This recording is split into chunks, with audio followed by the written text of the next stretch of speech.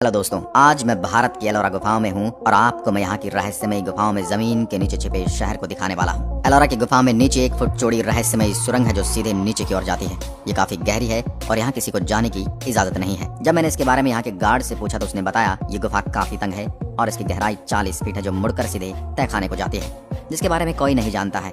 ये सुरंग इतनी पतली है कि इसमें कोई भी इंसान अंदर नहीं जा सकता।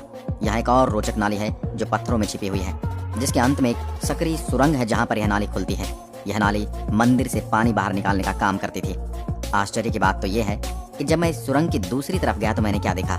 वहाँ पर एक कठोर पत्थर था। यह नाली समतल और कठोर पत्थरों से बनी है और यहाँ पर यह पानी कहाँ जाता है ये किसी को नहीं पता। और ये भी नोटिस करने वाली बात कि ये सिर्फ इतना खुला स्थान है कि इसमें केवल एक 10 साल का बच्चा मुश्किल से जा सकता है। यानी कि सिर्फ इतनी सी जगह है जिसमें सिर्फ 10 साल का बच्चा भी बड़ी मुश्किल से घुस पाएगा। ये सचमुच बहुत अद्भुत डिजाइन है। एलोरा गुफा के अंदर एक और सुरंग है। जब मैंने इसके अंदर जाने की कोशिश की लेकिन मैं मुश्किल से ही 10 फीट की दूरी तक जा पाया, क्योंकि ये बहुत ज्यादा तंग है, इसलिए मैं अंदर नहीं जा पाया। अब सवाल ये उठता है कि ये रहस्यमय गुफा आगे कहाँ जाती है और किसने इस पतली सुरंग को बनाया और कौन इसको इस्तेमाल करता होगा। क्या ये सुरंग इंसानों द्वारा बनाई गई है? क्या ये सुरंग छोटे लोगों द्वारा बनाई गई है जो आम लोगों से काफी छोटे होंगे? या नोटिस कीजिए, इस गुफा में नीचे जाकर एक मंदिर बना हुआ है और इस मंदिर का दरवाजा गुफा के अंदर छुपा हुआ है। सिक्योरिटी गार्ड ने मुझे बताया कि जमीन के नीचे कई सुरंगें हैं जो कि बहुत ज्यादा तंग है, जिसमें हम जैसे लोग नहीं जा सकते, इसलिए उन्हें बंद कर दिया गया है। जिसमें मैंने अंदाजा लगाया कि सुरंगें आज से 30 से 40 साल पहले आम आदमी के लिए बंद कर दिए होंगे। ये सुरंग केवल एक एरिया में नहीं बल्कि ये पूरी एलोरा गुफाओं में फैली हुई है। ये काफी किलोमीटर में फैली है। ऐसा लगता है ये तुर्की के देरिनकुयु शहर की तरह है या फिर ये देरिनकुयु सिटी की तरह हो सकती है, क्योंकि देरिनकुयु एक पुरानी अंडरग्राउंड एडवांस सिटी थी जिसमें 20,000 लोग रहते थे। ये सिटी सदियों से जमीन के नीचे छुपी हुई थी, जिसे 1965 में खोजा गया था। अगर ये सच में एलोरा में भी ठीक ऐसा ही जमीन के नीचे एक शहर बना हुआ है तो वहाँ हवा को पास करने के लिए कुछ तो होना चाहिए जो कि जमीन से हवा को नीचे कमरों तक ले जा सके।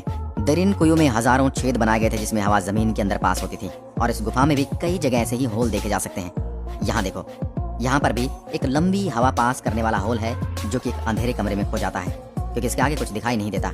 ये छेद 4 इंच चौड़ा है लेकिन ये काफी ज्यादा गहरा है, जिसका मुझे दूसरा छोर बाहर से दिखाई नहीं दे रहा। तो क्या ये वेंटिलेशन शाफ्ट हो सकता है? आप यहाँ ऐसे ही सैकड़ों होल देख सकते हैं जो कि पत्थरों के फर्श पर बने हुए हैं। यहाँ पर कुछ छेद कम गहरे हैं और कुछ पर सीमेंट लगाकर उन्हें बंद कर दिया गया है। जब मैंने अपने टूर गाइड से पूछा कि होल बंद क्यों किए गए हैं तो उसने बताया किसी ने एक दिन अपनी गाड़ी की चाबी इस छेद में डाल दी थी और छेद इतने गहरे कि चाबी बाहर नहीं निकाल पाए और इसके बाद कुछ छेदों को बंद कर दिया गया है। लेकिन नीचे के इन होल का क्या फायदा है जो कि हवादार नहीं? फिर इस पत्थर के फ्लोर पर 100 से ज्यादा छेद क्यों किए गए हैं जब ये अंदर हवा पास नहीं करते? अब अंदर जरा इस पर नजर डालिए, ये क्या दिखाई दे रहा है? इसे देखने पर मुझे एक पुराने गर्भगृह जैसा लग रहा है और यहाँ पर लिंगम है जो एक हिंदू देवता है। सदियों पहले प्रतिदिन इस लिंगम पर बहुत सारा पानी डाला जाता था और इस नाली के माध्यम से यह पानी बहता था। इस पानी की नाली को अब पत्थरों से बंद कर दिया गया है। ये पानी कहाँ जाता है, आओ देखते हैं। ये गुफा के दूसरी ओर जाता है। एलोरा की गुफा में 100 से ज्यादा मूर्तियां जिन पर हर दिन 1000 लीटर पानी डालने की आवश्यकता थी। तो फिर क्या ये भूमिगत साफ पानी प्राप्त करने की एक तकनीक रही होगी? क्योंकि अब पानी नहीं डाला जा रहा है तो यह हवादार छेद के रूप में काम करता है। यह पूरा एलोरा परिसर जमीन के नीचे रहने के लिए ही बनाया गया था। क्या पूरी एलोरा गुफा परिसर मनुष्य या अलौकिक लोगों के जमीन के नीचे रहने के लिए बनाया गया था? अगर हाँ, तो क्या एलोरा में इनकी कोई एक नक्काशी नहीं होगी जो इनके भूमिगत जीवन को दर्शाती होगी? आइए आगे चलते हैं। यहाँ देखो, बुद्ध के ठीक नीचे इस नक्काशी के बारे में आपका क्या कहना है, जो नाग या सांपों के देवताओं को कुछ करते हुए दिखा रही है? यहाँ देखिए, ये बुद्ध की तुलना में आकार में बहुत छोटे हैं। क्या ये छोटे प्राणी छोटी सुरंग का प्रयोग करते थे जो हम जैसे लोगों के लिए बहुत छोटी है?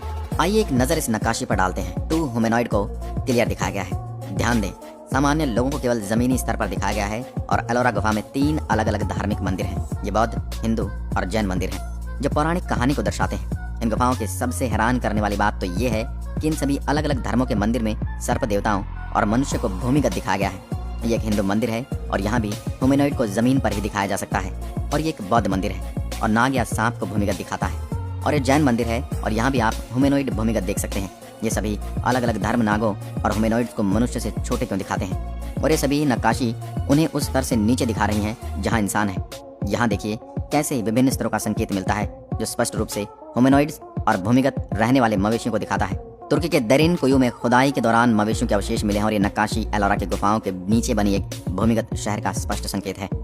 मैं आपको एक और बात बता दूं, एलोरा की गुफा का चित्र भारतीय रिजर्व का वो 20 का नोट है, उस पर पीछे की साइड दर्शाया गया है। तो अगर आप भी इस भूमिगत सिटी को देखना चाहते हैं तो जल्द ही यहाँ जाइए और अपनी आंखों से इस खूबसूरत गुफा को देख लीजिए। तब आपको पता चलेगा वाकई में ये कितनी रहस्यमय गुफा है। एलोरा की गुफा एलोरा की पहाड़ी पर स्थित है और ये पहाड़ी औरंगाबाद जिले में महाराष्ट्र में स्थित है। आज की वीडियो में बस इतना ही। अगर वीडियो पसंद आई तो लाइक कीजिए और ऐसी वीडियो देखने के लिए हमारे चैनल को भी सब्सक्राइब कीजिए। धन्यवाद।